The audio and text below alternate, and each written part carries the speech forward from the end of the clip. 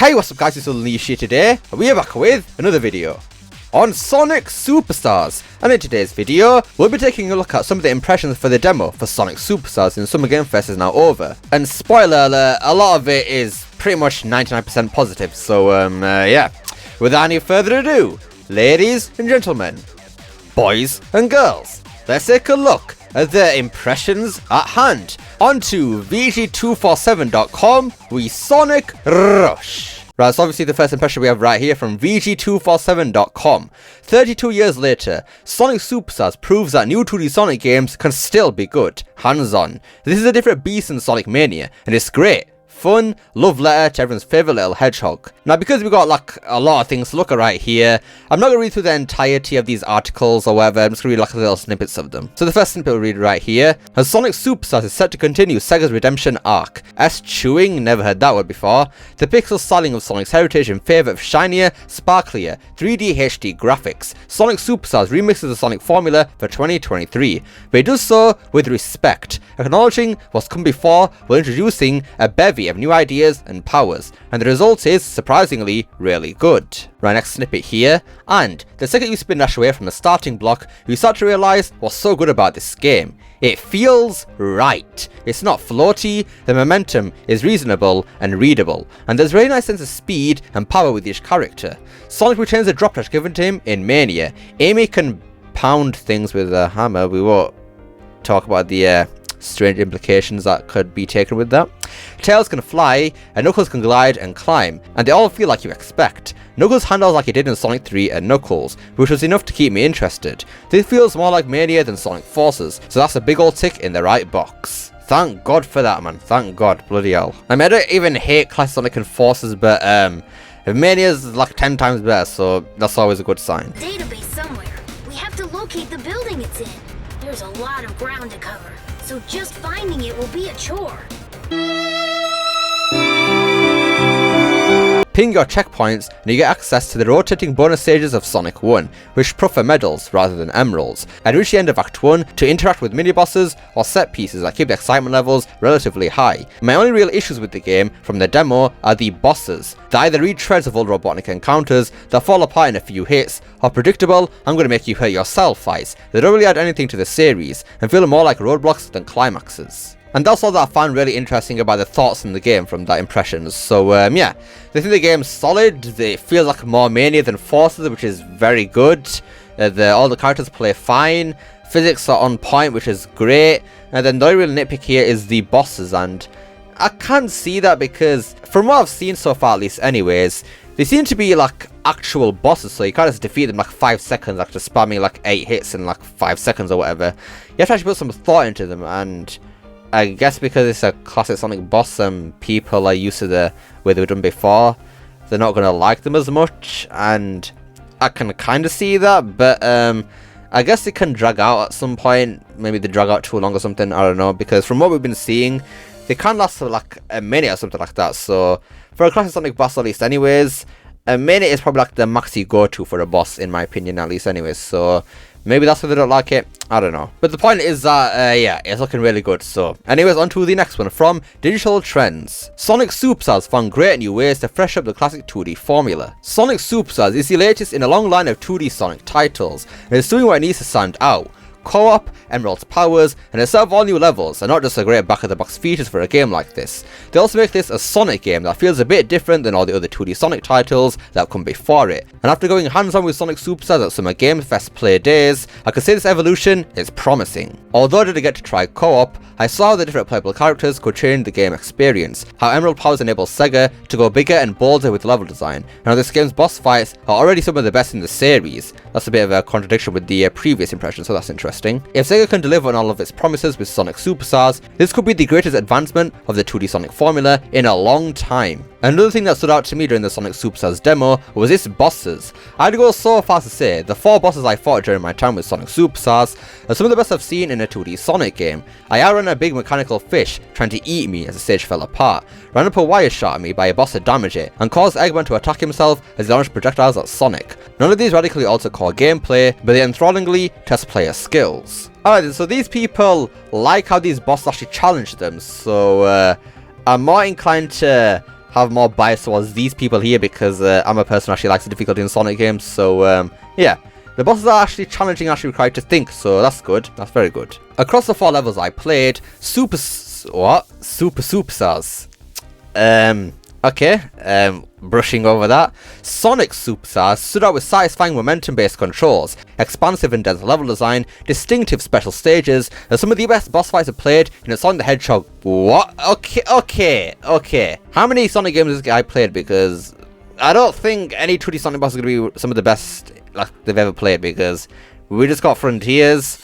I mean, maybe Big Arms in Sonic 3, maybe that's a contender, Doomsday Zone maybe, but definitely the Superstars bosses, let's not go too far now. Even if it doesn't end up reaching the highs of Sonic the Hedgehog 2, 3, or Mania, I'm glad that Sega and Arzest have some forward momentum when it comes to thinking of new ideas about what a 2D Sonic game can be. And that is it for digital trends. So yeah, once again, as expected, another positive impression. So this time around, they actually really enjoyed the bosses, even saying that they're some of the best they've actually ever played in a Sonic game. So that's good. That is very good, because apparently it's actually challenging. And again, I like some challenging Sonic games, and from what we've seen so far, the level design in Sonic Superstars doesn't seem much too difficult at all. So if the difficulty can come in the boss fights, then I guess that's a plus. I mean, boss fights are supposed to be boss fights, and if they're not hard, then they kind of don't feel like boss fights, do they? They do say, however, that the game doesn't reach the highs of Sonic 2, 3, or Mania, which is a bit sad, because, I mean, Sonic 2, 3, and Mania do have some pretty high highs, but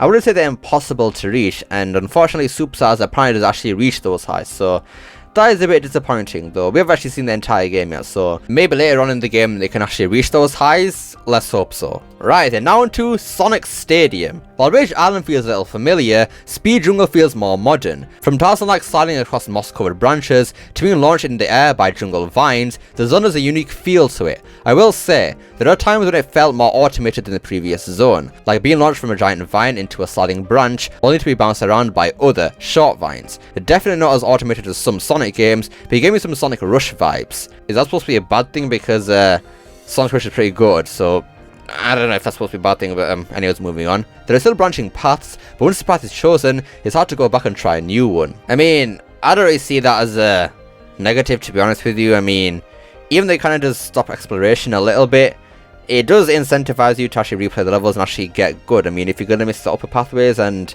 end up with a lower pathway, then that's just on you, man. Just get good, honestly. Just get good. That's all I gotta say. My only real nitpick is the music. Maybe it was the quietness of the headphones I was using, but the music was just meh.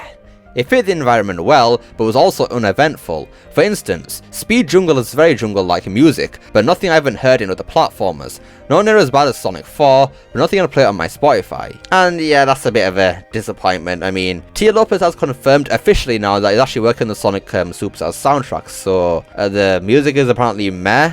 I don't know, maybe it is placeholder music still, from what I've heard from other people, but I think Fidel mentioned that the music is actually really good, that he likes it. So I mean, music is a subjective topic, so maybe some people will like it, some people won't, who knows. It definitely has that classic feel where the classic characters have weight to them. It does feel a bit automated at times, but there's plenty of areas to carve out your path. And that's it for the Sonic Stadium. So yeah, once again, nitpick is the music. Apparently that's not the greatest, and then the game is very automated in Speed Jungle, and that is quite disappointing since Speed Jungle is the more newer looking area compared to Bridge Island, which is just basically kind of a Green Hill clone, but not really. So for that to be the more automated stage, that's a bit disappointing, and I guess it makes sense. There's a lot of rails there, so rails have always been automated Sonic games as of recently, so nothing too unexpected there, but still a bit of a shame, isn't it? Right then, here we have Game Reactor.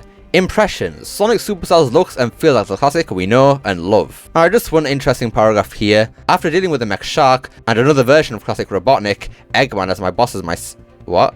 As of classic Robotnik, Eggman as boss. That is some weird grammar right there. Okay.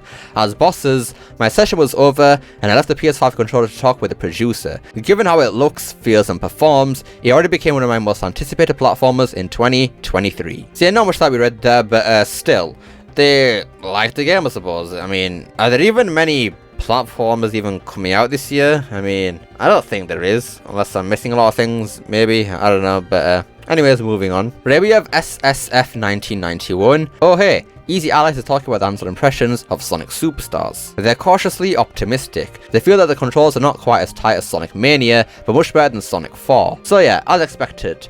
I don't really expect it to be as good as the classic Sonic games, though from what I've seen, they are pretty darn accurate, but still, if it's better than Sonic 4, what much could we ask for, really? I mean, it looks good, that's all I can say. Right, we have Andy Robinson, and this guy's actually a person who works at VGC. This plays Sonic Superstars, a very good start. Appears to avoid a lot of the mistakes of past side-scrollers. Movement feels just like original Sonic, and visuals are vibrant.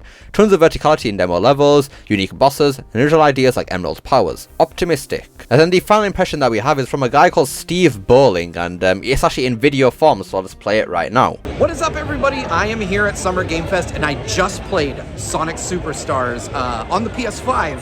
I played as Sonic, I played as Amy, I played both stages available in the demo, and let me tell you, this is a game to watch. It is the best thing I've played at Summer Game Fest so far, and it's not even close. This is an incredible take on Sonic. It feels like Mania's back. I'm gonna have deep, longer impressions on GVG as soon as I get home from Summer Game Fest, but just know, it's good. Anyways, that about does it for today's video. So yeah, those are basically, from what I've seen, the most important and significant impressions for Sonic Superstars, and yeah. Overall, it's looking good. It is looking good. Not many nitpicks from what I've seen. Just that some of the stages are a bit automated, like Speed Jungle. The music is a bit meh. And then some of the bosses are kind of controversial. But yeah, overall, it's not bad. Not bad. Once again, still looking good, which is very good for a Sonic game in 2023. Thank God. But what do you guys think of these impressions? Did they make you more excited for the game or less excited? Let me know down below. I'd love to see what you guys have to say. Hope you enjoyed this video. Don't forget to like, share, subscribe, especially that last one. Don't forget to become unleashed by hitting that join button down below. Remember, it's not necessary. And I'll see you all next time. Peace!